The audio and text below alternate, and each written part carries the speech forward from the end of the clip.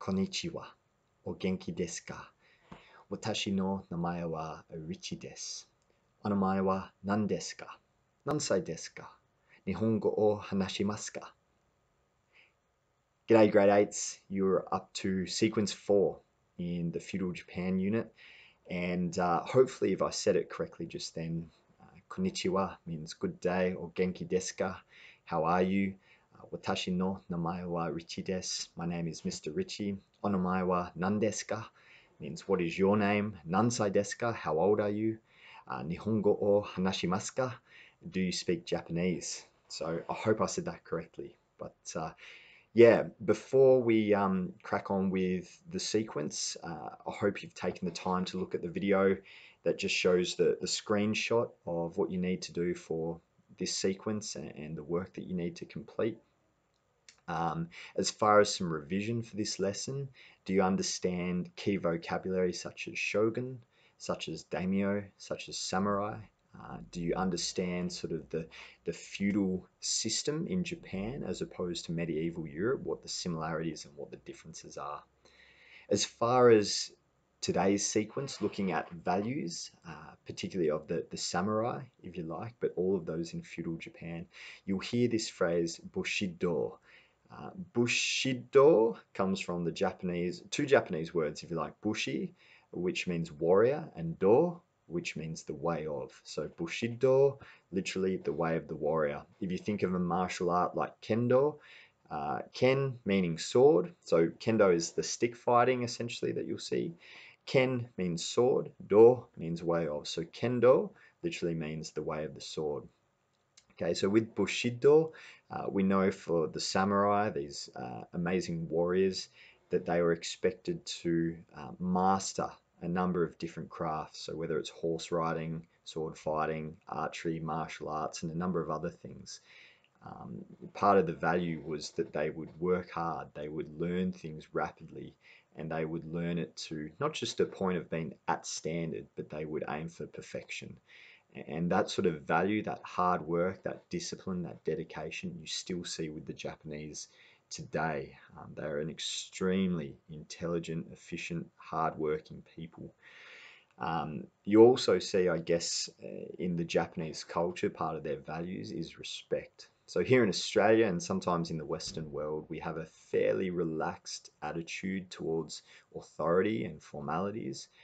In Japan, though, it is a culture built around respect. So when we greet people, we bow down to them. But if it's someone who is more important, a principal at a school or a CEO of a business, you bow even lower to designate their status as someone who is more important.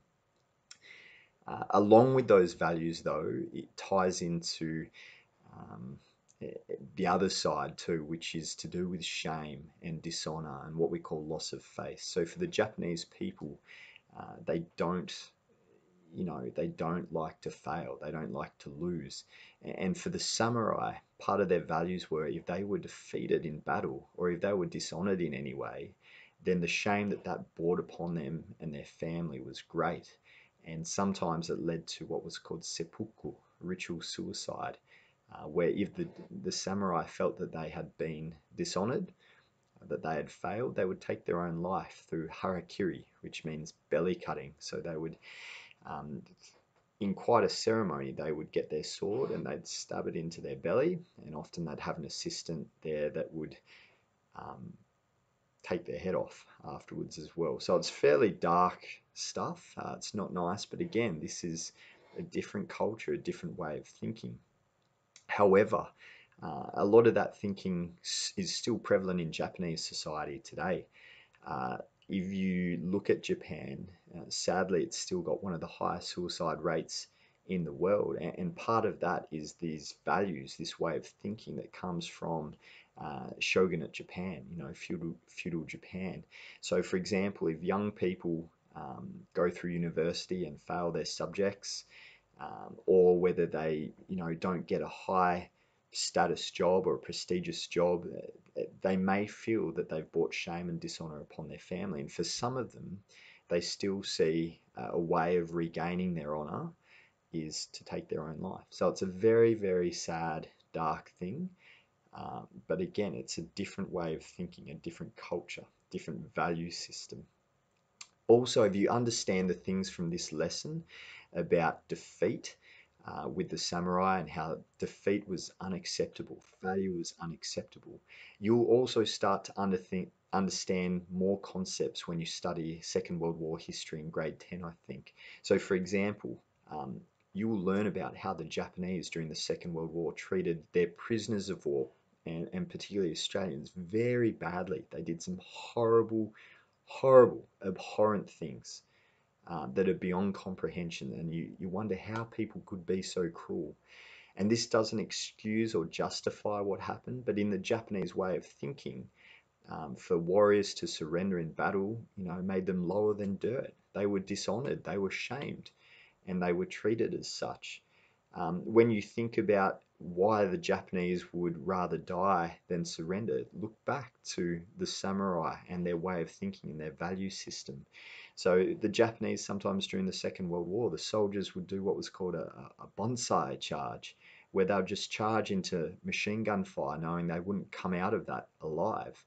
The pilots, some of the kamikaze pilots were the ones that would deliberately fly their planes into Allied ships, knowing they wouldn't come out of it alive.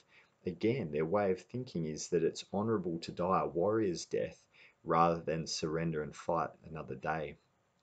You will learn about Second World War history that the Allies, the Americans particularly, made a decision to drop atomic bombs on the Japanese cities of Hiroshima and Nagasaki. And a big part of that too was because the Allies knew, the Americans knew, that the Japanese would fight for every little piece of ground. They would defend every single island, right up all the way into Tokyo, the capital of Japan, rather than lay down their life and die. All these values, this mindset, this way of thinking goes back to the values of the samurai, Bushido, the way of the warrior, in feudal Japan, in shogunate Japan. So make sure you understand these concepts. Make sure you read, you listen, you think about stuff. It's fascinating. You don't have to like it. You just have to realize it's real. It's part of history. It's part of the thinking now for some Japanese people. And yeah, I hope you get something out of it. Okay, thanks heaps, guys. Sayonara. Bye.